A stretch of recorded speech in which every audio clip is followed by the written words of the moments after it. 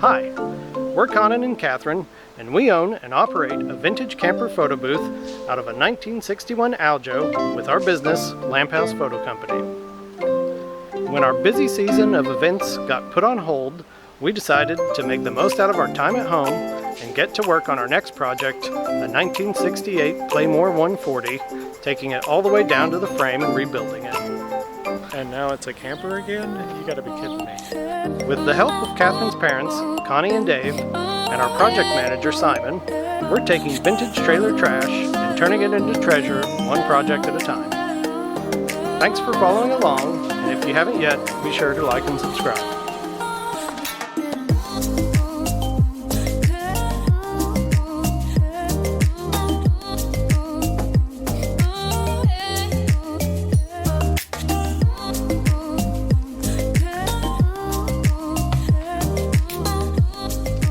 Hey everyone, thanks for following along with us. This week we're going to be talking about our tow vehicle. Surprise, surprise, it's running again, and what it took to get back on the road. And since we just have windows and stuff to do on the camper, and we've already shown how to do that, we thought we'd talk about this. It's a 1988 Grand Wagoneer, if you don't remember, and we bought it in 2012. Had about 96,000 miles on it when we got it, and now it's about 105,000 miles. So we haven't really driven it a whole lot. But we used to use it to tow a little bit larger camper and always had fun with it then, so we thought it'd be a great match to tow our new little camper. So as soon as we get the windows back in and have it all sort of sealed up, we'll probably hitch it up and take it out for a spin and see how it goes together. This week we're going to show you what it took to get it back on the road. It had been parked for a couple of years. We had to pop a new radiator in it and get a new battery, and took a little doing, but she started right up, and now we're driving her around. So have a look at that.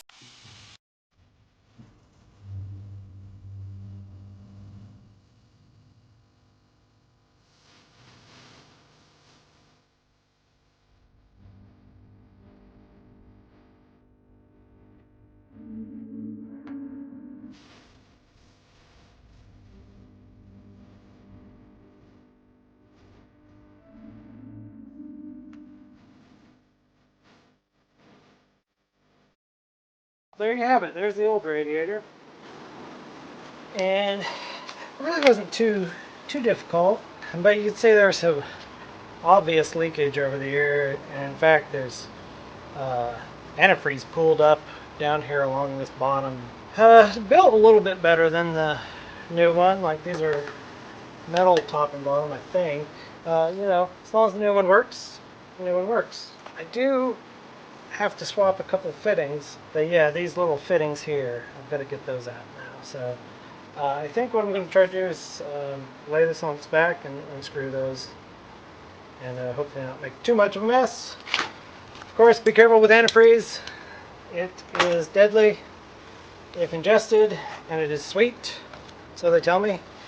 So kids and puppies like to drink it.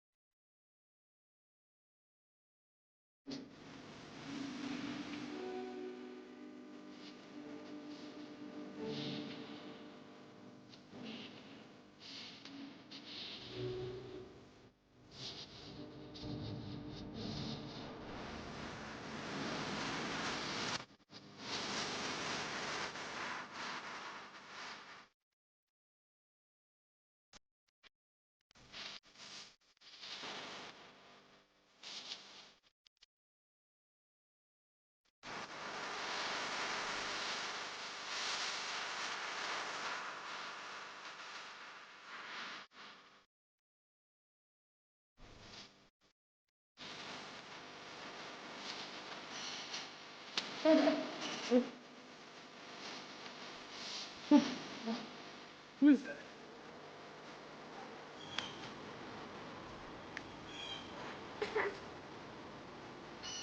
Right on the set. Okay, so it's late in the day, really hot day, but I'm gonna go ahead and finally get around to put some fluids in this, put the battery back in, check for leaks, check some other fluids, see if we can start it.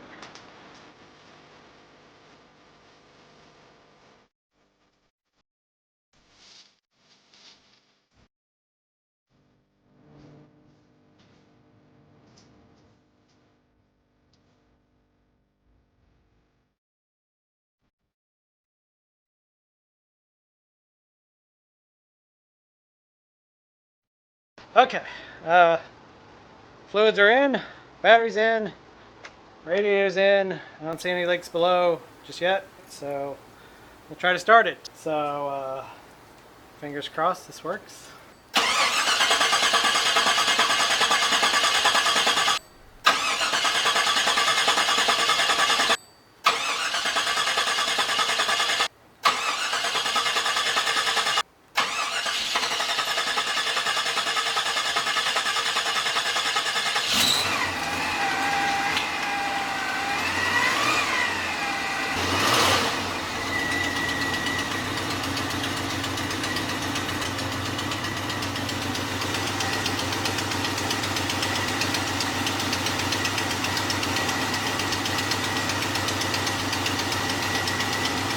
It runs! So, fortunately there's a bunch of stuff in front of me so I can't, but we'll let it heat up, and then once it heats up and the thermostat opens, we'll be able to add a little more fluid to the radiator. Hopefully get it all filled up all the way.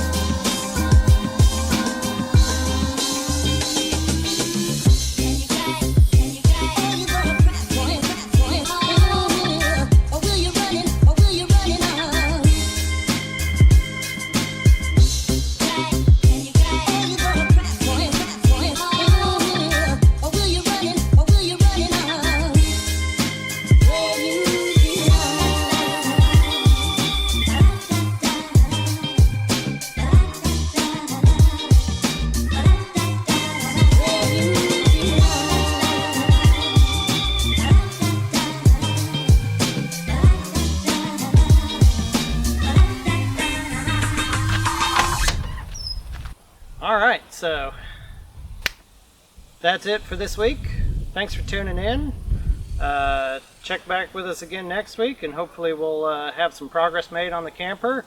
And oh, wouldn't it be exciting if we actually got it out behind the Jeep? I know I'd be excited. So yeah, thanks for following along this week, and you know, make sure and like and subscribe. And if you love these old Grand Wagoneers, if you've got a story or a memory, be sure and let us know in the comments below. We'd love to hear other people's fondness for these classic cars. Thanks for watching, and don't forget to like and subscribe, and we'll see you again next week.